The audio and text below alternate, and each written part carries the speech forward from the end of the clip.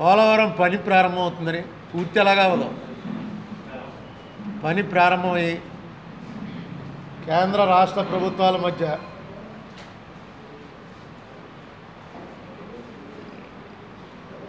ఒక అవగాహన కుదిరి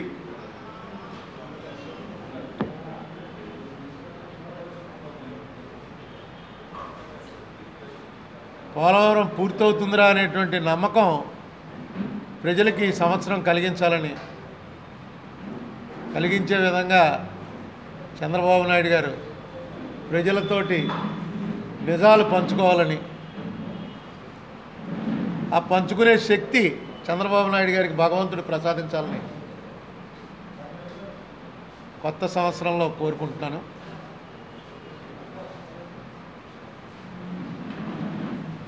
ఏ మాట్లాడినా చంద్రబాబుకు వ్యతిరేకంగా ఏదో ఆయన యజ్ఞం చేస్తుంటే మేము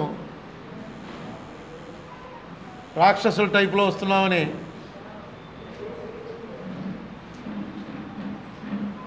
ఆ భావన ఆయన మనస్సులోంచి, ఆయన పార్టీ మనస్సులోంచి చెరిపేసుకుంటే రాష్ట్రానికి మంచి రోజులు వస్తాయి.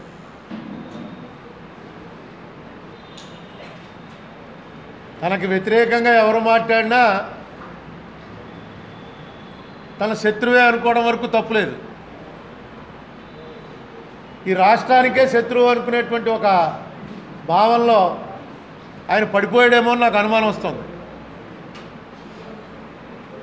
ఎందుకంటే వంచన వేరు, ఆత్మవంచన వేరు.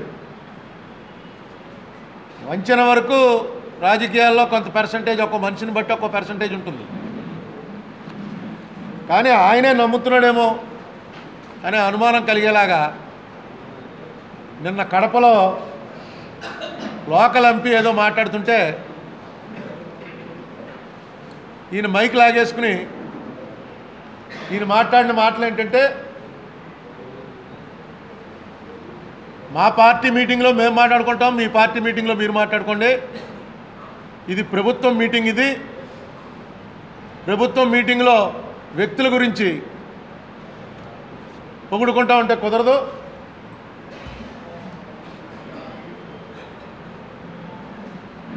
అసలు ఆయన ఇప్పటి వరకు మాట్లాడిన అన్ని మీటింగులు కూడా నేను అనే మాట తప్ప నా ప్రభుత్వాన్ని కూడా అండి. ఆయన నిన్న శ్రీకాకుళంలో మాట్లాడుతూ నేనే ఇచ్చాను వైఫై, అన్నీ నేనే.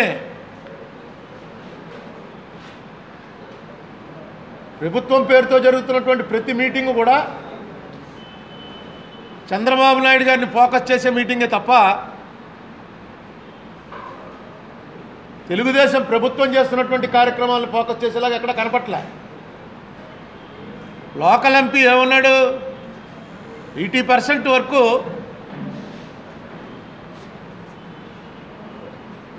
రాజశేఖర రెడ్డి టైంలోనే పూర్తయింది, చంద్రబాబు నాయుడు గారు వచ్చి ఆ 20% పూర్తి చేసి వాటర్ ఇచ్చారు.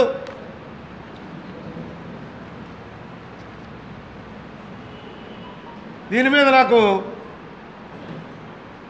ఏంటది నాన్న తప్పు మాట్లాడా అని నాకు అనుమానం వచ్చి ఒకసారి చర్చిలోకి వెళ్ళాను. వెళ్తే గాలేరు నగర్లు ఇవన్నీ సెంట్రల్ గవర్నమెంట్ వాళ్ళు ప్రకటించినవి. ఎందుకంటే గాలేరు నగరి ఏపీ రీఆర్గనైజేషన్ యాక్ట్లో మెన్షన్ చేసినటువంటి ప్రాజెక్టు. ఆ ప్రాజెక్టు మీద 2014 నాటికి 5,013 కోట్లు ఖర్చు పెట్టారు. అంటే ఆంధ్రప్రదేశ్ రాష్ట్ర విభజన చట్టం వచ్చే నాటికి. తర్వాత ఈ 3.5 సంవత్సరాల్లో 1945 కోట్లు ఖర్చు పెట్టి,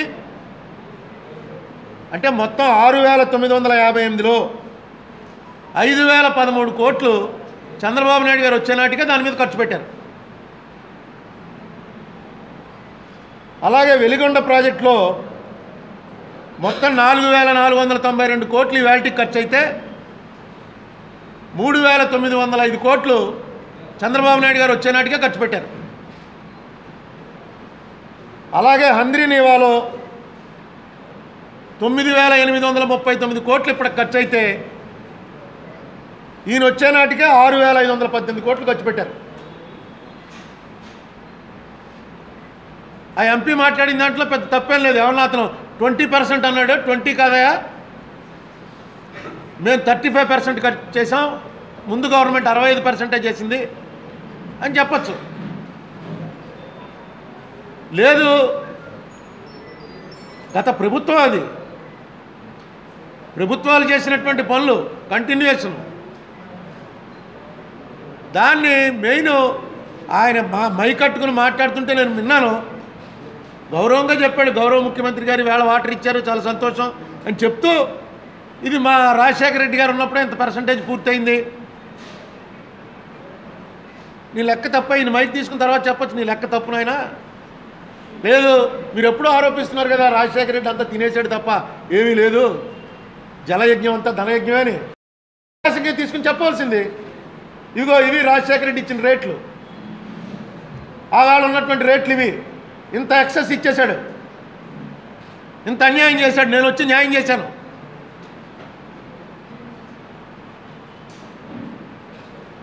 ఒక ఎలక్టెడ్ ఎంపీని ఒక పార్టీ మనిషి కింద చూడటం ప్రజాస్వామ్యానికి చాలా తలవంపులు తెచ్చేటువంటి సంఘటన.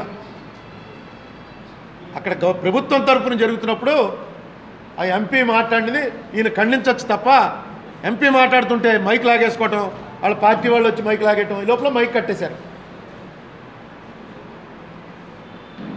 ఈ పద్ధతిని మార్చుకుంటే బాగుంటుందని నా ఉద్దేశం.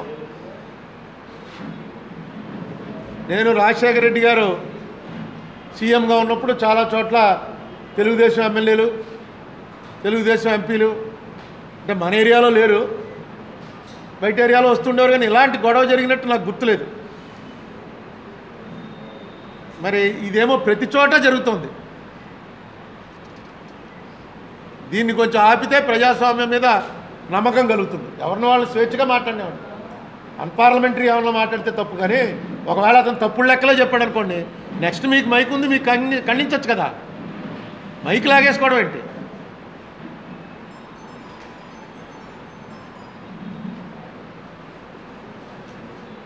ముఖ్యంగా మన పోలవరం విషయానికి వస్తే, నేను ఇంతకుముందు ప్రెస్ మీట్లో చెప్పాను, కొన్ని ఎక్సెస్ వర్క్ జరిగిన దానికన్నా ఎక్సెస్ చూపించి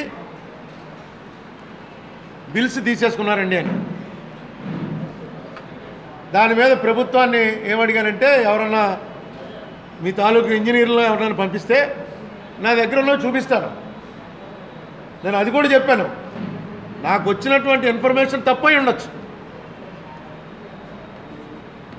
కానీ ఒక పబ్లిక్లోంచి ఎవరైనా అడిగినప్పుడు మీరు ఎవరైనా ఒక మనిషిని పెట్టి ఆ మనిషితో చూపించుకోవా అని చెప్పి అడగటం ఒక పద్ధతి. ఎందుకంటే రాజశేఖర రెడ్డి ఈ ప్రాజెక్టు తప్పు అని చెప్పి 2005లో తోట హనుమంతరావు గారు, ఇంకో సత్యనారాయణ అనే వ్యక్తి, ఇంకో ఎన్వైరన్మెంటలిస్టు, వీళ్ళందరూ కూడా స్టేట్మెంట్లు ఇచ్చారు. ఇస్తే ఇప్పుడున్నటువంటి చీఫ్ ఇంజనీర్ వెంకటేశ్వరరావు గారితో సహా ఓ కమిటీ వేసి ఆ కమిటీలని వాళ్ళ దగ్గరికి పంపించి, ఎవరైతే స్టేట్మెంట్లు ఇచ్చారో వాళ్ళ ఇళ్ళకి పంపించి వాళ్ళతోటి మాట్లాడి ఒక నివేదిక తయారు చేయించి ఆ నివేదికను పబ్లిష్ చేశారు పోలవరం టేకాఫ్ అవ్వకముందు. ఏంటంటే ఒక డిఫరెంట్ ఒపీనియన్ వచ్చినప్పుడు అది కరెక్టా కాదా? రాజశేఖర రెడ్డి ఏమి పై ఆకాశంలోంచి ఊడిపడలేదు, అతను పోలవరం కట్టాలనుకున్నాడు. కట్టాలనుకుంటే ఇంకో ఆయన అనవసరం పోలవరం పర్పస్ పోలవరం కట్టకుండానే సర్వ్ అవుతుందని ఒక ఆయన చెప్పాడు. ఇంకొక ఆయన ఏమో పోలవరం అనేది అసలు పూర్తిగా వేస్ట్, పోలవరం అనేది పక్కన పెట్టండి అని చెప్పి ఒక ఆయన చెప్పాడు. ఇంకొక ఆయన లక్షలాది మంది చచ్చిపోతారు, కొండలు మునిగిపోతాయి, వర్షాలు ఆగిపోతాయి అని ఇంకో ఎన్వైరన్మెంటలిస్ట్ చెప్పాడు. వీటన్నిటినీ అడ్రస్ చేయడానికి ఒక కమిటీ వేసి పంపించారు. పంపించి పారావైజు 300 పేజీల బుక్, అది పారావైజు ప్రతి దానికి కూడా వాళ్ళు చెప్పింది ఎందుకు తప్పు రాసి ఖండన చేసి ఆ బుక్ పబ్లిష్ చేసి వాళ్ళకి పంపి పబ్లిక్లో పెట్టి అప్పుడు టేకప్ చేశారు. సరే, మీకు అంతా చేయాలనేటువంటి ఉద్దేశం ఉండక్కలా, అరుణ్ కుమార్ అనేటువంటి వాడు చెప్పాడు, పోనీ ఖండించండి. డైరెక్ట్గా ఎవరో ఒక ఇంజనీరు ఎవరో ఒకరు ప్రెస్ మీట్ పెట్టి లేదు ఎక్కడా లేదు ఎక్కడున్నాయి చెప్పమనండి ఛాలెంజ్ అనాలి కదా గవర్నమెంట్. నాకు తెలిసింది చీఫ్ ఇంజనీర్ గారు చెప్పారట, ఎవరినో ప్రెస్ వాళ్ళతో అడిగితే ప్రెస్లో ఇలా అన్నాడు కదా అరుణ్ కుమార్ అంటే, లేదండి దాని మీద ఒక ఇండిపెండెంట్ ఎంక్వైరీ చేసాం, మాకేం అలాంటివి రాలేదు అని చెప్పారట. అదే డైరెక్ట్గా ప్రెస్ని పిలిచి చెప్పానండి.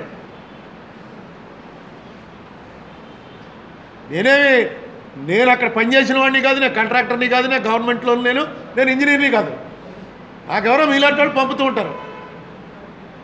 ఇదిగోనండి 902 హిల్ ఉంది, 902 హిల్లో వాళ్ళు ఇన్ని క్యూబిక్ మీటర్లు మట్టి తవ్వేశాం, కొండ తవ్వేశాం అని చెప్తున్నారు. అదే విషయం గవర్నమెంట్ ముందు కూడా చూపించారు, గడ్కరీ గారికి ఇచ్చినటువంటి పవర్ పాయింట్ ప్రజెంటేషన్లో కూడా చూపించారు. కానీ అంత తవ్వలేదు. బిల్లు తీసుకున్న దాన్ని బట్టి వాళ్ళు ప్రజెంటేషన్ ఇచ్చారు తప్ప బిల్లు తీసుకున్నంత తవ్వకం అక్కడ అవ్వలేదు. 902 హిల్లు వెళ్ళగానే కనబడుతుంది. మీరు ఎవరినైనా చెప్తే ఒకవేళ నిజంగా మీరు చెప్పిందే కరెక్ట్ అనుకోండి, ఓకే నా లెక్క తప్పవుతుంది.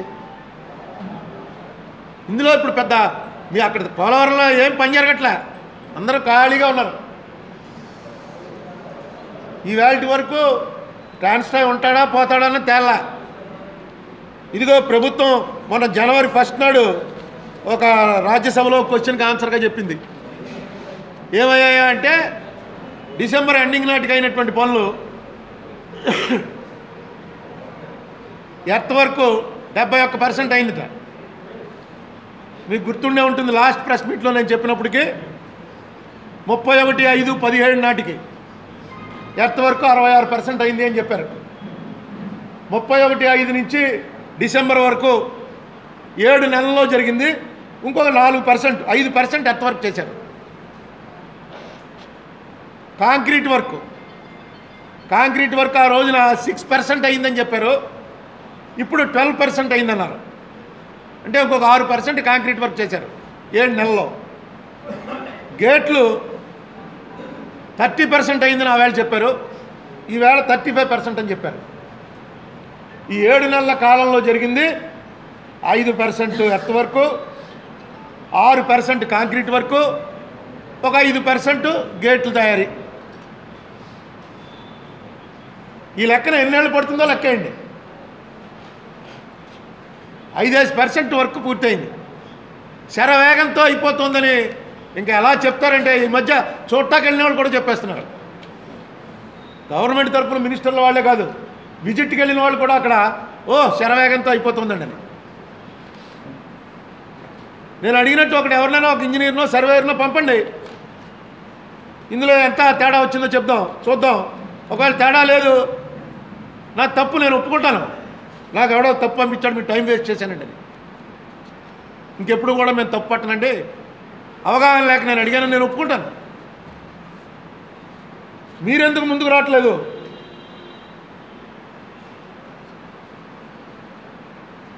అదొక్కటే కాదు, ఇదిగో ఈ 2 ఇచ్చారు, వీటి మీద ఆధారపడే నేను చెప్తున్నాను. ట్రాన్స్టాయ్ వాళ్ళు ఇచ్చింది ప్రజెంటేషను, పోలవరం ప్రాజెక్ట్ అథారిటీ వాళ్ళు ఇచ్చిన ప్రజెంటేషను. ఈ 2 ప్రజెంటేషన్లు గవర్నమెంట్ ఆఫ్ ఇండియా ముందు ఇచ్చారు, గడ్కరీ గారిని కూర్చోబెట్టి ఇచ్చారు. మొత్తం అందరు ఇంజనీర్లు కూర్చుని ఈ 2 ప్రజెంటేషన్లు ఇచ్చారు. వీటి మీద ఆధారపడే నేను ఏ ఆరోపణ చేసినా చేస్తున్నా. అక్కడ మీరు ఏం చెప్పారో అది ఇక్కడ జరగలేదండి, బిల్లు తీసుకున్నారు కానీ జరగలేదండి అని చెప్పాను. ఇప్పుడు 902 హిల్లు క్లియర్గా చెప్తున్నాను, 902 అనే హిల్లో అంత పర్సంటేజ్ జరగలేదు, జరగకుండానే జరిగినట్టుగా చూపించారు అని. అదొకసారి చూడండి. అలాగే ఇంకా నా దగ్గర చాలా ఉన్నాయి. కాంక్రీట్ వర్క్లో తేడా జరిగింది, ఎర్త్ వర్క్లో తేడా జరిగింది.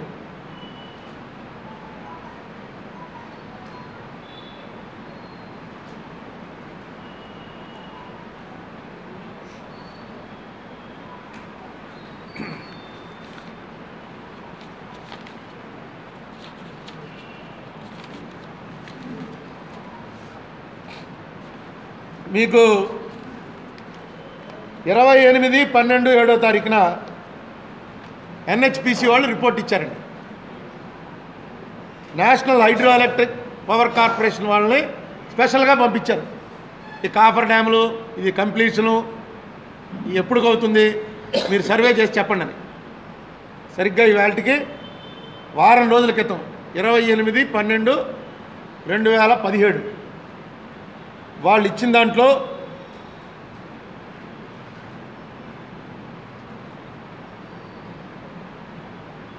ఒక్కసారి మీరు ఆ రిపోర్ట్ నెట్లో ఉంది ఒకసారి చూడండి. 2019 నాటికి ఇది అవ్వటం అనేది అసాధ్యం అని ఇచ్చారు. అందులో ఏమీ అంబిగ్యూటీ లేదు.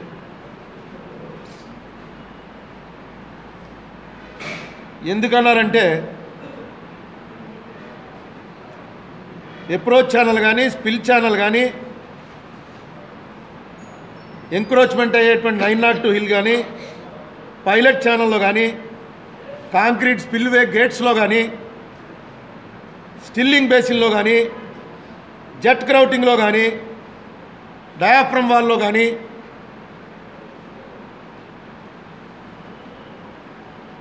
ఆన్ అన్ యావరేజ్ అంటే ఒక దాంట్లో 98%, ఒక దాంట్లో 23%, 47, 62, 72, 78, 51, 25 ఇలా ఒక్కోటి ఎంతెంత పని ఎప్పట్లోగా జరగాలి అని చెప్పి ఇచ్చారు వాళ్ళు.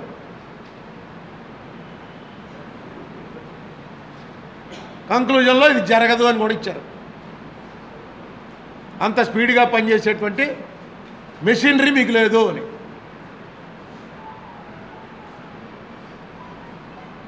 చంద్రబాబు నాయుడు గారిని శ్వేతపత్రం అడిగితే ఆయన అంటారు అన్ని వెబ్సైట్లో ఉన్నాయి చూసుకోండి అంటారు. ఆ వెబ్సైట్ ఎక్కడుందో చెప్పమని కోరుతున్నాడు. మాకు దొరకలే.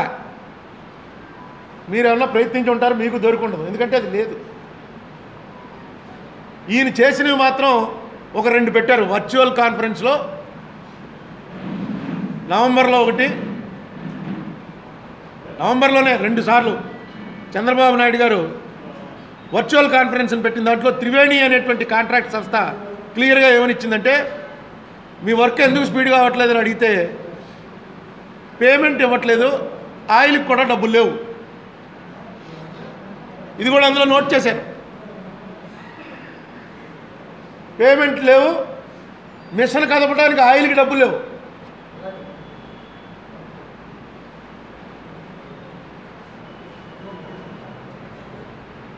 మిమ్మల్ని అడిగితే ఓ శ్వేతపత్రం ప్రకటించండి, మీకెందుకు, ఇది సెంట్రల్ గవర్నమెంట్కి సంబంధించిన విషయం, మీకెందుకు ఒక శ్వేతపత్రం ప్రకటించండి. మీరేమో సెంట్రల్ గవర్నమెంట్ వాళ్ళు సరిగ్గా టైంకి డబ్బులు ఇవ్వట్లేదు, ఇక్కడ అయిపోతుంది, సహకరించట్లేదు అని మీ పార్టీ వాళ్ళ చేత చెప్పిస్తారు. బీజేపీ వాళ్ళేమో మాకు వచ్చిన డబ్బులు ఎప్పటికప్పుడు ఇచ్చేస్తున్నామండి, తేడాలుంటే ఎలా ఇస్తా వెనక్కి పంపుతాం కదా అంటే నేను చెప్పినట్టే పని అవ్వకుండా బిల్లు చేసుకున్నారని నేను ఏదైతే అచ్చ తెలుగులో చెప్పానో కేంద్ర ప్రభుత్వం వెనక్కి పంపడం అంటే ఏంటంటే ఇది మేము సాటిస్ఫై అవ్వలేదు, మనకి ఇంకా దాదాపుగా 3000 కోట్లు రావాలని రోజు అన్ని డిబేట్లో జరుగుతుంటుంది, పేపర్లో వస్తుంటుంది. మొన్న 1వ తారీఖున ఆన్సర్ ఇచ్చారు. ఒకటంటే సరిగ్గా 4 రోజుల క్రితం సెంట్రల్ గవర్నమెంట్ వాళ్ళు రాజ్యసభలో ఒక ప్రశ్నకు ఆన్సర్గా ఏం చెప్పారంటే చంద్రబాబు నాయుడు గారు రాకముందు పోలవరం మీద 5,135 కోట్లు ఖర్చు పెట్టారు. చంద్రబాబు గారు వచ్చిన తర్వాత 3,007 కోట్లు ఖర్చు పెట్టారు.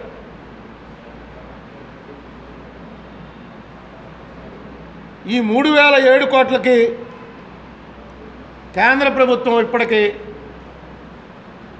మార్చి 31, 2017 నాటికి అంటే పోయిన ఫైనాన్షియల్ ఇయర్ ఎండింగ్ నాటికి 3,364 కోట్లు రిలీజ్ చేసింది. తర్వాత మళ్ళీ ఇంకొక 979 కోట్లు రిలీజ్ చేసింది. తర్వాత మళ్ళీ 318 కోట్లు శాంక్షన్ చేసింది. ఈవేళకి ఇంకా డబ్బు ఇవ్వలేదు కానీ శాంక్షన్ చేసింది. ఇది రాజ్యసభలో మంత్రి గారు చెప్పినటువంటి సమాధానం. అంటే 3007 కోట్ల రూపాయలు రాష్ట్ర ప్రభుత్వం ఖర్చు పెడితే 4661 కోట్ల రూపాయలు మేము ఇచ్చింది శాంక్షన్ చేసింది కలిపని. పోనీ శాంక్షన్ చేసింది 318 తీసేసిన 4350 కోట్ల రూపాయలు వాళ్ళు ఇచ్చారు. 3007 కోట్ల రూపాయలు రాష్ట్ర ప్రభుత్వం ఖర్చు పెట్టిందని మంత్రి గారు రాజ్యసభలో ప్రశ్నకి సమాధానం ఇచ్చాడు. ఏది నమ్మాలి? నాకు అర్థమవని విషయం ఏంటంటే కేంద్రం మేము మీరు అడిగిన దానికన్నా ఎక్కువ ఇచ్చామంటున్నారు. వీళ్ళేమో మాకు రావాల్సిన పేమెంట్ రాలేదు, అందుకే ఆయిల్ డబ్బులు లేక మేము ఏడుస్తున్నామని వీళ్ళు అంటున్నారు. ఏది నిజమో ప్రకటించండి అంటే అన్నీ కూడా వెబ్సైట్లో ఉన్నాయి చూసుకోండి అంటారు. ఆ వెబ్సైట్ ఎక్కడుందో ఎవరికి తెలీదు.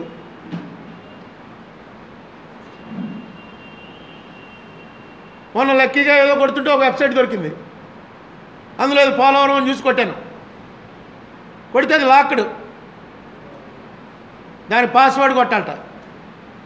ఆ పాస్వర్డ్ కోసం ధవళేశ్వరంలో ఎవరో తెలుసున్న ఇంజనీర్ని ఫోన్ చేసి అడిగాను. ఆయన అన్నాడు మా లెవెల్లో ఉండదండి ఇది.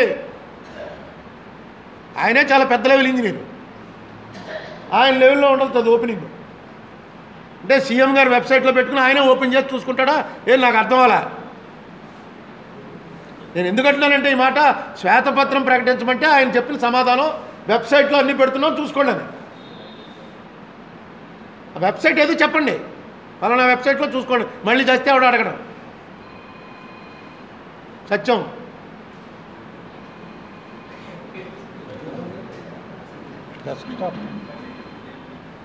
అండ్ ఒక ఇది కూడా ఉంది కదా మన రోజు డాష్బోర్డ్, సీఎం డాష్బోర్డ్, అది కూడా చూస్తున్నాను రోజును.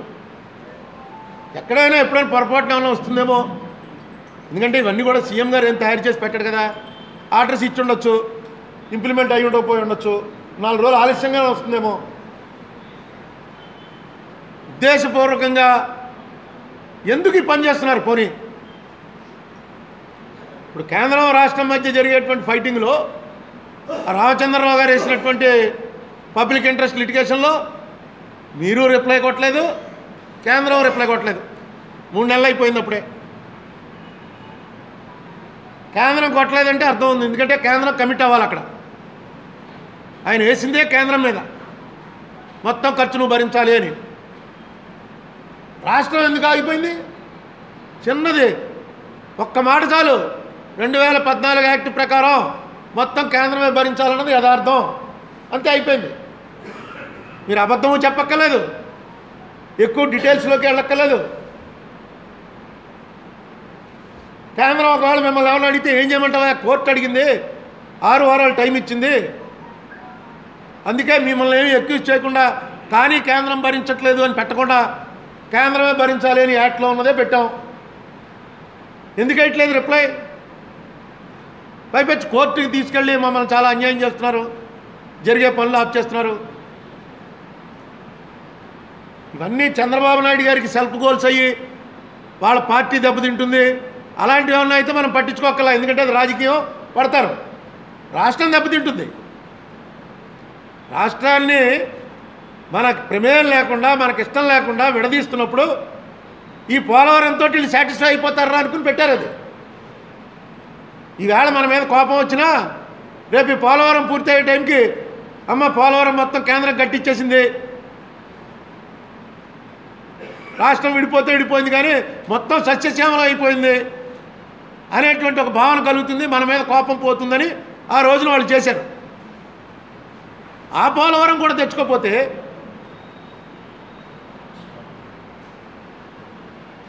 ఏం నాకు వాళ్ళు ఇచ్చే సమాధానాలు ఏంటి, వ్యవహారం ఏంటి? ఎక్కడ మొన్న చూసాం మనం, మీ అందరూ పేపర్లో రాశారు.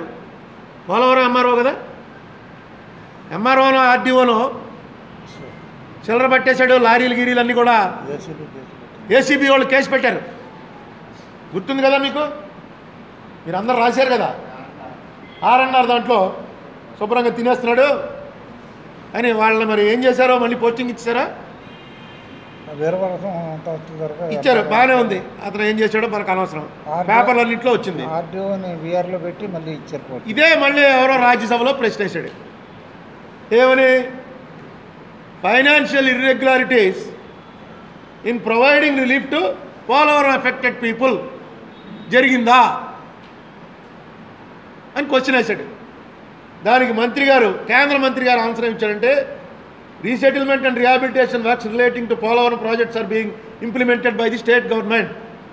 Government of Andhra Pradesh have informed that no financial irregularities have been reported in relief being provided to the project displaced families.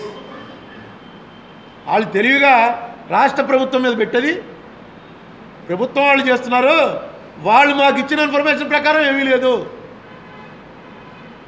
అంటే తప్పుదోవ పట్టించావరా అని చెప్పి ఈ మంత్రి మీద ప్రివిలేజ్కి వెళ్ళడానికి లేకుండా రాష్ట్రం ఏం చెప్పిందో అదే చెప్పామండి మేము, నేనేం కమిట్ అవ్వలేదు. రాష్ట్ర ప్రభుత్వం వాళ్ళు సరే ఇక్కడ ఎంఆర్ఓని ఆర్డీఓని వీళ్ళ గొడవ చేస్తే అదో ఆ ఎమ్మెల్యే గారికి ఎంత ఇచ్చామండి, మంత్రి గారికి ఎంత ఇచ్చామండి, వాళ్ళు ఏమంటేనే చేసామండి అని ఏమన్నా చెప్తారేమో అనుకుని కేసు నెమ్మదిగా పక్కన పెట్టి వాళ్ళని పెట్టేశారు. మళ్ళీ రీఇన్స్టేట్మెంట్ ఇచ్చారు. అందులోకి నేను వెళ్ళను. కేంద్రానికి ఎందుకు అది ఇన్ఫామ్ చేయాలా? ఎందుకంటే డబ్బు కేంద్రానికి,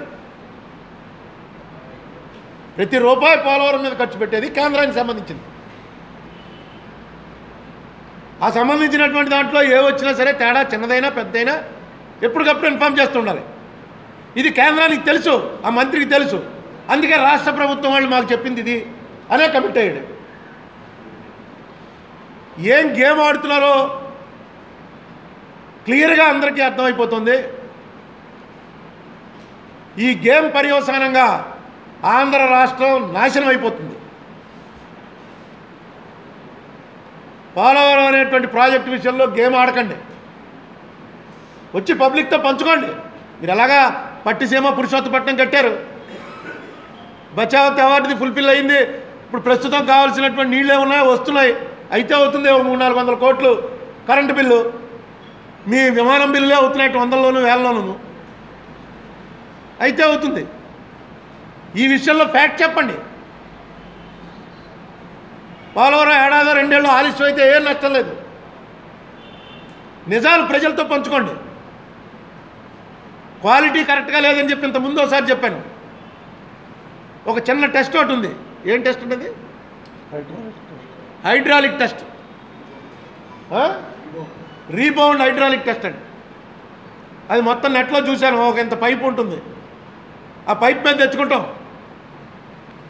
మాకు అవకాశం ఇవ్వండి, వచ్చి ఎవరన్నా మీరు కట్టిన దాని మీద పైప్ పెట్టి నొక్కితే ఏమీ తేడా రాదు, కూలిపోదు, ఏమీ అవ్వదు. ఆ పైపు గట్టిగా నొక్కాలట, నొక్కితే దాంట్లో తెలిసిపోతుంది.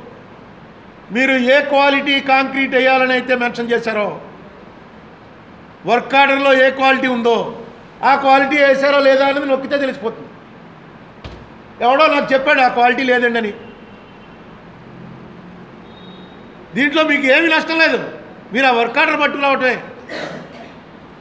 మీకు ఇంజనీర్ కూడా అక్కల, మీ ఆఫీస్లో ఒక అటెండర్ని పంపించండి. ఎక్కడెక్కడ ఏ క్వాలిటీ ఉండాలి, ఆ క్వాలిటీ ఉందో లేదో మేము చెక్ చేసుకుంటాం వచ్చి. ఎందుకంటే తేడా వచ్చిందనుకోండి మనం ఎవరు ఉన్నాం.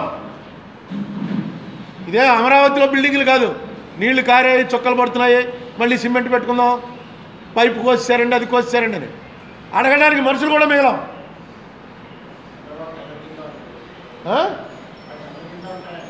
అక్కడ ఈ దీనికి సంబంధించిన వాళ్ళు ఎవరికి లేరు, ఎవడు ఊరిలో వాళ్ళు ఉంటారు. మొట్టమొదటి గోదావరి మీ ఇల్లు నేను పోతాను, మన వాళ్ళు కొందరు అక్కడ ఆర్యాపురంలో అక్కడ ఇల్లు కట్టుకున్నారు. నిజంగా చాలా ప్రమాదం, డౌన్లోడ్ కాదు. 50 లక్షల క్యూసెక్స్ మ్యాక్సిమం వస్తుంది. మినిమం తీసుకున్న ప్రతి సంవత్సరం 20 లక్షలు అయితే వస్తుంది. అంటే ఒక సెకండ్కి 20 లక్షలు ఇంటూ 27 లీటర్లు ఒక సెకండ్కి సుమారు 4 కోట్ల లీటర్ల నీరు సెకండ్లో, అంటే నిమిషంలో 60 × 4 24,000 కోట్ల నీళ్లు ఒక్క నిమిషంలో వచ్చి కొట్టాయంటే ఎంత. మనం మామూలుగా చూస్తుంటాం, ధర్నాలు అవి చేస్తుంటే వాటర్ కొడుతుంటారు. అది దాంట్లో 1,00,000 వంతు, 1,00,000 వంతు వాటర్కే ఒళ్ళంతా దద్దరిల్లిపోయి పారిపోతారు. అంత ఫ్లోలో వచ్చి కొడుతుందండి వాటర్. జాగ్రత్తగా కట్టడం అవసరం. మీరేమో జాగ్రత్తగా కడుతూనే ఉంటున్నారు. మాకు అనుమానాలు ఉన్నాయి. ఎవడో అక్కడ వాళ్ళు చెప్తేనే వచ్చాయి. ఎందుకంటే నిన్న మీ వర్చువల్ దాంట్లో ఒకటి రాశారు. ఏం రాశారంటే ఐస్ తయారు చేసేటువంటి మిషను ఇంకా దాని ఎరక్షన్ అవ్వలేదు. ఆ ఎరక్షన్ అయితే తప్ప ఏం machine? Cooling machine, chilling machine ఒకటి ఉండాలట. ఇందులో వేసే కాంక్రీట్ మనం ఇంటి మీద వేసుకునే కాంక్రీట్ లాగా వేస్తే ఆగదట. వేస్తూనే దాంట్లో ఐస్ ముక్కలు కూడా వేయాలట. ఇది నాకు కూడా మొన్నే తెలిసింది. ఆ ఐస్ ముక్కలతోటి కలిపి వేసినటువంటి కాంక్రీట్ అయితేనే ఈ ఫోర్స్కి విత్స్టాండ్ అవ్వగలదు. అంటే వేసిన మరుక్షణం నుంచే వాటరింగ్ స్టార్ట్ అయిపోవాలన్నమాట. ఐస్ నెమ్మదిగా కరుగుతూ వాటిని కాంపాక్ట్ చేస్తుందేమో. నాకు అంత టెక్నాలజీ తెలియదు. కానీ కాంక్రీట్ అంటే మనం స్టీల్లో సిమెంటు ఇసుక కలిపి కంకర కలిపి వేస్తాం. దాన్ని ఏదో పాళ్ళు వేసుకుంటాం. ఆ పాళ్ళతోటే ఐస్ ముక్కల పాళ్ళు కూడా కలపాలట. మొన్న మీ దాంట్లో మీ వర్చువల్ దాంట్లో చెప్పింది ఏంటంటే ఆ ఐస్ మిషన్ ఇంకా ఎరక్షన్ అవ్వలేదండి అని. ఐస్ తయారు చేసే మిషన్ ఎరక్షన్ అవ్వకుండా వేసేస్తుంటే కాంక్రీట్ అయిపోయింది రేపు ఇచ్చేస్తాం జూలై కంటుంటే ఇదో కన్ఫ్యూజన్. ఏమో ఐస్ తెప్పించేశారేమో, ఏం చేశారో ఎందుకు చెప్పరు? ప్రజలతో పంచుకోవడానికి శ్వేతపత్రం అంటే మీకు కోపం వచ్చేస్తుంది. అసలు శ్వేతపత్రం ఇండియాలో మీరు ఇచ్చిన శ్వేతపత్రాలు ఎవడో ఇచ్చుండడు. ఇంత ఇంపార్టెంట్ దాంట్లో ఒక శ్వేతపత్రం ఇవ్వండి అంటే ఏంటి బాధ ఏంటి మీకు? ఎక్కడుంది తేడా? ఓటు నోటు కేసు, బ్లాక్మెయిలింగ్ అది ఇదంటే ఓటు నోటు అయిపోయింది కదా. రేవంత్ రెడ్డి కాంగ్రెస్లో చేరిపోయాడు.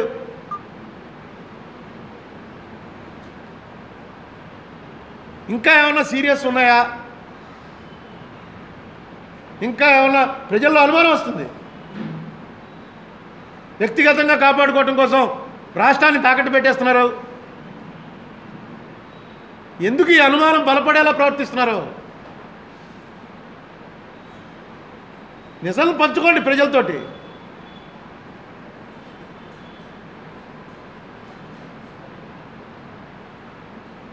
రేపు ఓటికి 2000 ఇచ్చేస్తారండి, ఏముండదు ఇవన్నీను. మళ్ళీ చంద్రబాబు నాయుడు గారు వచ్చేస్తాడు. ఇది ఎవరన్నా మామూలుగా పైకి చెప్పుకోవడం బాగుంటుంది, కానీ చంద్రబాబు నాయుడు గారు నమ్ముతాడని నేను అనుకోను.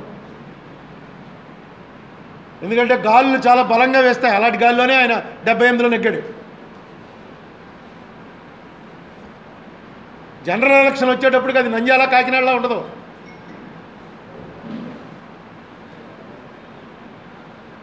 ప్రజలతో ఎప్పుడైతే మీరు పంచుకోవడం స్టార్ట్ చేస్తారో డిలేకి కారణం ఏంటి, ఇబ్బందులకు కారణం ఏంటి? మొన్న ఆశ్చర్యపోయాను నేను. సుజనా చౌదరి గారు లేచి లోక్సభలో హైకోర్టు గురించి తెలంగాణ వాళ్ళు గొడవ చేస్తుంటే దాంట్లో ఆయన ఇంటర్వ్యూ అయితే ఏమన్నాడు తెలుసా? మీరు అందరూ చూసే ఉంటారు. స్పెషల్ కేటగిరీ స్టేటస్ సంగతి తేల్చండి అన్నాడు. హైకోర్టు ఒకటే కాదు, చాలా పెండింగ్ ఉన్నాయి అంటూ ఆయన పేరెత్తి చెప్పింది స్పెషల్ కేటగిరీ స్టేటస్. ఒకరోజేమో రద్దు అయిపోయిన 1000 రూపాయలు 500 నోట్లు ఎలాగో ఇది కూడా అంతే అని చెప్పాడు. ఒకరోజేమో కోడి పందాలు, పందుల పందాలు వాటితో కంపేర్ చేశాడు. ఇంకో రోజున అది అయిపోయిందా, ముగిసిన అధ్యాయం అన్నాడు.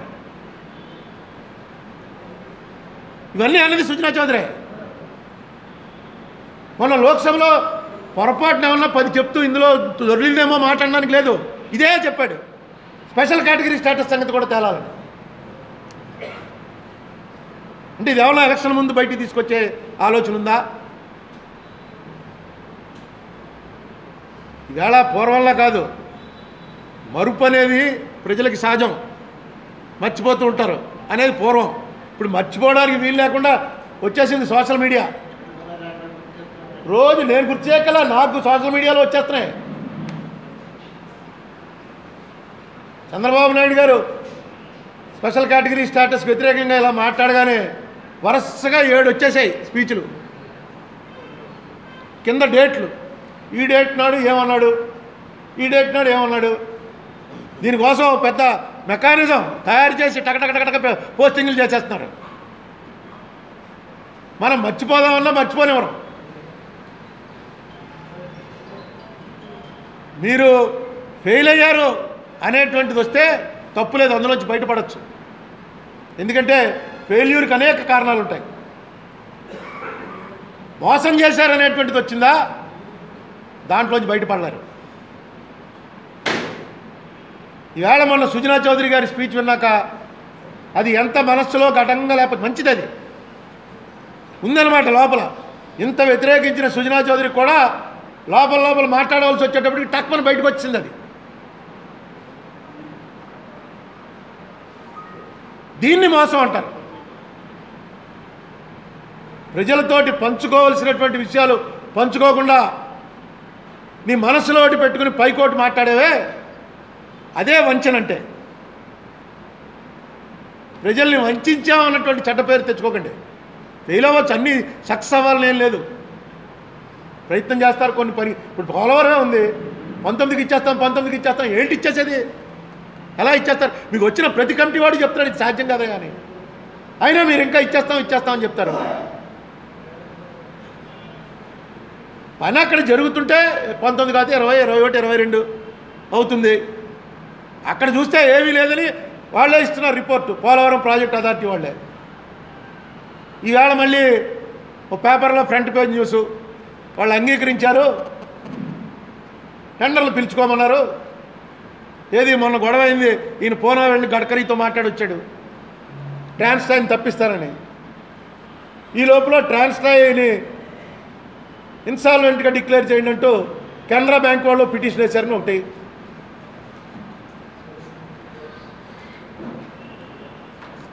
వీటన్నిటి నేపథ్యంలో పోలవరం మీద ఇప్పటికైనా చంద్రబాబు నాయుడు గారికి జ్ఞానోదయం అయ్యి ఒక శ్వేతపత్రం ప్రకటించి ఏ రోజున ఏం జరిగిందో చెప్పి, అందులో అవసరమైతే రాజశేఖర రెడ్డికి సంబంధించింది ఎలిమినేట్ చేసేయండి. 2014 వరకు జరిగింది పెట్టకండి.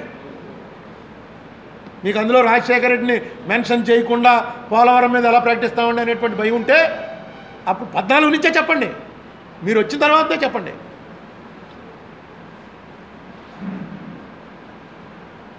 ఇది దయచేసి దీన్ని ఒక వార్నింగ్ బెల్ కింద స్వీకరించమని చెప్తున్నాను. ఎందుకంటే పోలవరం ప్రాజెక్టు మీద ఇంట్రెస్ట్ ఉన్నటువంటి వ్యక్తిగా, అది పూర్తవ్వాలని కోరుకునేటువంటి వ్యక్తిగా, పోలవరం విషయంలో చంద్రబాబు నాయుడు గారి ప్రభుత్వాన్ని ఇరుకులు పెట్టాలి, లేకపోతే ఉద్దేశపూర్వకంగా అభాండాలు వేయాలి అనే ఉద్దేశంతో ఈ ప్రెస్ మీట్లు పెట్టట్లా. మీరు చేస్తున్నటువంటి పని తప్పు అని చెప్పడం కోసం ఈ ప్రెస్ మీట్లు పెడుతున్నాను. అక్కడ ఏదో తేడా వేశారండి బిల్లు అంటే మీకేంటి సంబంధం? చంద్రబాబు నాయుడు తినేశాడని చెప్పానా? మీ ఎమ్మెల్యేలు తినేశారు, మీ మంత్రులు తినేశారని చెప్పానా? వెంటనే అడగద్దా మీ వాళ్ళని, ఏంటో ఎవడో చెప్తున్నాడు కరెక్ట్గా చూసి దాని మీద కౌంటర్ ఇవ్వండి అని. మీరెందుకు దాన్ని ఓన్ చేసుకుంటారు? మీకేమన్నా మోటలు వచ్చాయని నేను చెప్తే అప్పుడు మీరు ఇన్సెక్యూర్గా ఫీల్ అవ్వచ్చు, వీడు ఏదో మన మీద వచ్చి పడుతున్నాడని. అక్కడ 100 క్యూబిక్ మీటర్లు పనిచేసామని చెప్పి బిల్లు తీసుకున్నారు. ఈ బీబీసీ వాళ్ళు ఈ మధ్య ఒక వెబ్సైట్ పెట్టారు, మీరందరూ చూసే ఉంటారు. అందులో తెలుగులో వాళ్ళు కూడా పెడుతున్నారు. అందులో ఒకటి కొత్త విషయం ఏంటంటే,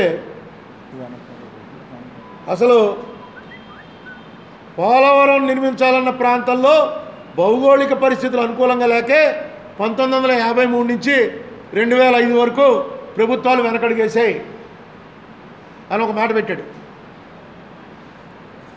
దానికి తగ్గట్టుగానే ఇప్పుడు ఏం చెప్తున్నారు, రాజశేఖర రెడ్డి వచ్చి స్పిల్వే తప్పించడానికి కారణం ఏంటంటే, యాక్చువల్ గోదావరి ఫ్లో ఉన్న చోట చాలా కిందకెళ్తే తప్ప ఇసుకే ఉంది అక్కడ. అందుకని కొద్దిగా రాకీ ఏరియా ఉన్న చోటకి తప్పించి గోదావరి ప్రవాహాన్ని మళ్లించి స్పిల్వే వేరే చోట కడుతున్నారు. మీకు ఎక్కడ ఏ ప్రాజెక్ట్ అయినా ఇలా ప్రాజెక్ట్ ఉంటుంది, ఇలా తెరుచుకుంటే అదే స్పిల్వే అవుతుంది. అన్నీ అంతే, ఇలా అడ్డుకట్టేసేస్తారు. దాన్ని ఓవర్ఫ్లో అవుతుంది అనుకున్నప్పుడు ఈ కింద గేట్లు తెరుస్తారు. ఆ గేట్లు తెరిచినప్పుడే మనకు చూపిస్తారు కృష్ణమ్మ పరవళ్ళు, ఇవన్నీ మీరు చూపించేవి టీవీలో చూపించేవి అదే. దీనికి ఏంటంటే ఇక్కడ అడ్డుకట్టేసి, ఈ అడ్డుకట్టేసిన చోటే కాంక్రీట్ వర్క్ నిలబడదు, కింద చాలా లోపల పోవాలి కాబట్టి కాంక్రీట్ వర్క్ చేయవలసిన స్పిల్వేని గోదావరిని ఇలా మళ్లించారు. రాయి ఉన్న చోట స్పిల్వే కడుతున్నారు. ఇలాంటి చోట బీబీసీ లాంటి వాడు అట్లీస్ట్ బీబీసీని నమ్ముతాం, ఇది చంద్రబాబు పార్టీయో జగన్ పార్టీయో కాదు, వాడు బీబీసీ అని కాబట్టి వాడు ఏ పార్టీ కాకుండా పెడతాడని. అతను పోలవరం నిర్మించాలన్న ప్రాంతంలో భౌగోళిక పరిస్థితులు అనుకూలంగా లేవు, డ్యామ్ కట్టాల్సిన చోట ఎంతో లోతుకు వెళ్తే కానీ భూమిలో గట్టితనం లేదు, మరోవైపు కొండలు గుట్టలు, ఖర్చులు తట్టుకునే పరిస్థితి లేక ఆనాటి ప్రభుత్వాలు దీనిపై ముందడుగు వేయలేదు అని చెప్పి ఒక 4 సెంటెన్సులు రాశాడు. రాజశేఖర రెడ్డి వచ్చాడు, ఎంత ఖర్చు అనేది కట్టాలనుకున్నాడు, అప్పటికేం నేషనల్ ప్రాజెక్ట్ కాదు, కట్టాలనుకున్నాడు, మొదలెట్టాడు. చెప్పుంటారు ఇక్కడ తీసి స్పిల్వే ఇక్కడ కడితే సరిపోతుందండి అని. ఇదో కొత్త ఇంజనీరింగ్ ట్రిక్ చేస్తున్నారు. ఓ పక్కన ఎన్వైరన్మెంటలిస్టులు అంటారు, బాబు రాజమండ్రి వాళ్ళని ఒకసారి వెళ్ళి చూసుకోండి, పోలవరం కొట్టిందంటే మొత్తం అందరూ అవుట్ అని వాళ్ళు భయపెడుతుంటారు. ఓ పక్కన అక్కడ పనిచేసే వాళ్ళే చెప్తారు క్వాలిటీ లేదండి అని. వీటిని కొంచెం అడ్రస్ చేయండి అని అడుగుతున్నాం. అంతకుమించి పోలవరంలో మీరు ఎంత తినేశారు అంత తినేశారు నేను ఎప్పుడు చెప్పలే. నిజాలు చెప్పండి, ప్రజలతో పంచుకోండి, అది మీకు చాలా శ్రేయస్కరం అవుతుంది. ఆ లైన్లో నడిచి ఎప్పటికప్పుడు ప్రజలకు తెలియ, ఇప్పుడు మీరు ఎలా అయితే డాష్ బోర్డ్లో ఈవేళ గోదావరి ఎంత వచ్చింది, కృష్ణ ఎంత వచ్చింది, తుంగభద్ర ఎంత ఉంది, వాటర్ లెవెల్స్ అన్నీ ఎలా పెడుతున్నారో అలాగే వారానికి ఒకసారి డాష్ బోర్డ్లో పెట్టండి. ఈ వారంలో ఇన్ని క్యూబిక్ మీటర్లు కాంక్రీట్ వేసాం, ఇన్ని క్యూబిక్ మీటర్లు ఎర్త్ వర్క్ జరిగింది, ఇంత బిల్ పేమెంట్ ఇచ్చాం, 5 నిమిషాల్లో పెట్టచ్చు. అది ఎందుకు పోలవరం వచ్చేటట్టుకు మూసేస్తున్నారు? అదే అనుమానాలు కలిగిస్తుంది. అనుమానాలు నివృత్తి చేయమని చంద్రబాబు నాయుడు గారిని వారి ప్రభుత్వాన్ని కోరుతున్నాను. అంతే కదా. తర్వాత ఇంకొక విషయం అండి, నిన్న తెలంగాణలో 24 అవర్స్ కరెంట్ ఇచ్చారు కదా. ఇంతకుముందు నేను ఇక్కడ చెప్పాను మీకు, ఇచ్చిన దాని మీద ఏదో చర్చ జరుగుతుంటే మళ్ళీ చూశాను పాత కాగితాలు. దాంట్లో 2015 నాడు పీయూష్ గోయల్ గారు, అంటే ఆనాటి విద్యుత్ మంత్రి, ఇప్పుడు కూడా ఆయన కదా, ఆయన ఏం చెప్పాడంటే ఎవరో లేచి ఒక చర్చ పెట్టారు, పెట్టి 8 రూపాయలు కొంటున్నాం యూనిట్ పవర్ చాలా ఇబ్బంది అయిపోతుంది అని చెప్తే పీయూష్ గోయల్ గారు సమాధానం ఏం చెప్పాడంటే, honourable member spoke about buying power at ₹8 per unit yesterday at 3:30 PM. అంటే ఇది 30 ఏప్రిల్ 2015 నాడు మాట్లాడాడు. 29 ఏప్రిల్ నాడు మధ్యాహ్నం 3:30 గంటలకి I was at the power grid monitoring office where we were seeing the exchange rate. Power grid ఆఫీస్లో కూర్చుని exchange rate అంటే చూస్తారన్నమాట, ఈ స్టేట్లో ఎంత రేట్ ఉంది, ఆ స్టేట్లో ఎంత ఉంది, ఎంత కొంటున్నారు. కూర్చుంటే మేడం అంటే speaker, the power was available at ₹0 per unit at 3:30 PM yesterday. Actually you can see the real time price. Power was surplus so much that people were willing to give power at ₹0 per unit because there is no other way to use that power. So I hope that more states will come up, buy more power and have long term agreements. 0 unit అంటే అర్థం అయితే ఏంటంటే ఎంతకు ఉత్పత్తి అయిందో అంతకు ఇచ్చేస్తాడు. ₹1 కూడా మాకు లాభం అక్కర్లేదు, తయారైనట్టుగా ఇచ్చేస్తామంటే తీసుకునేవాడు లేడు. 29 ఏప్రిల్ అంటే పీక్ సీజన్, అది సమ్మర్ స్టార్ట్ అయిపోయింది. 29 ఏప్రిల్ నాడు కేంద్ర మంత్రి గారు చెప్పింది 2015లో, అంటే వాళ్ళు వచ్చి ఇంకా సంవత్సరమే అయింది, సంవత్సరం కూడా అవ్వాల, 10 నెలలకే. 10 నెలల్లోనే వీళ్ళు ఈ ప్రభుత్వం వచ్చి ఇంత అభివృద్ధి సాధించిందా అనుకుని ఒకసారి కింద వెబ్సైట్లోకి వెళ్ళాను. వెళ్తే మన్మోహన్ సింగ్ గారు ఉండగా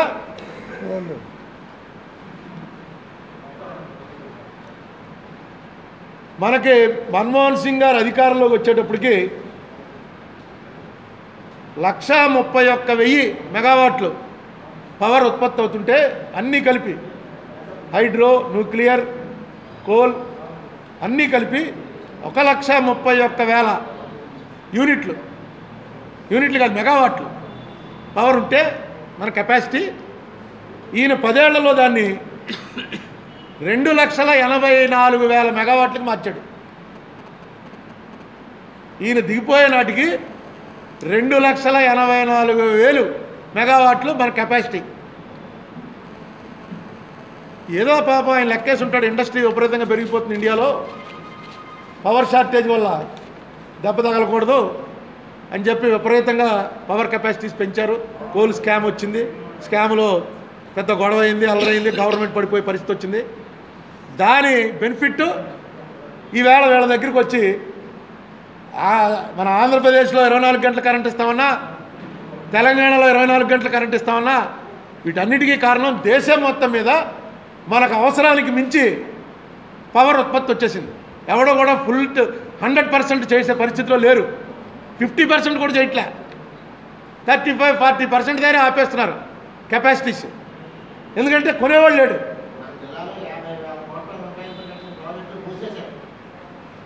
మన జిల్లాలోనే 50,000 కోట్లతో కట్టిన ప్రాజెక్టులు కొనేవాళ్ళు లేక మూసేసే పరిస్థితి వచ్చింది. జిఎంఆర్నే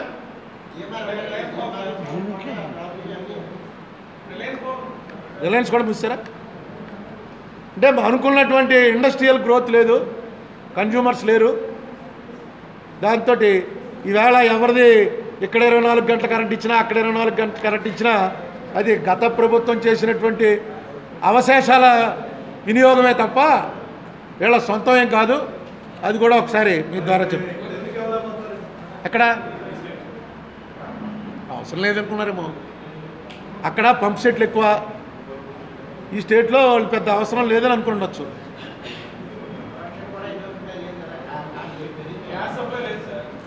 గ్యాసే కాదు, ఇక ఈ 2,84,000లో చెప్పనా విడదీసి గ్యాస్ ఎంతో కూడా ఉంది. గ్యాస్ కాదు, మెయిన్ కాన్సన్ట్రేషన్ కోల్ మీదే చేశారు.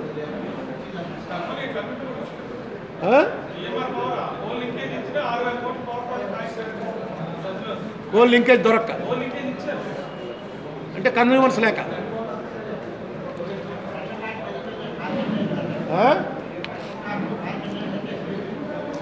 అంతేనా? ఉన్నా క్వశ్చన్స్ అవలే క్వశ్చన్లు ఏంటి? క్వశ్చన్లు వేరే వృత్తిగా ఇది కాలేజీ లెక్చర్లాగా అయిపోయింది. 45 నిమిషాలు నో క్వశ్చన్స్. దాంట్లోకి ఎందుకు పోవాలి?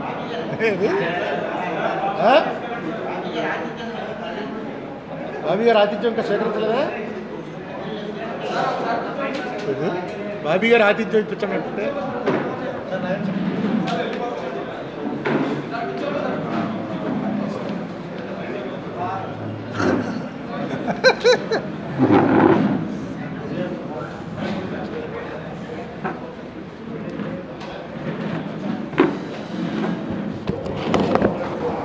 హాయ్ ఫ్రెండ్స్, మా టుడే టుమారో యూట్యూబ్ ఛానల్ చూస్తున్నందుకు చాలా థ్యాంక్స్.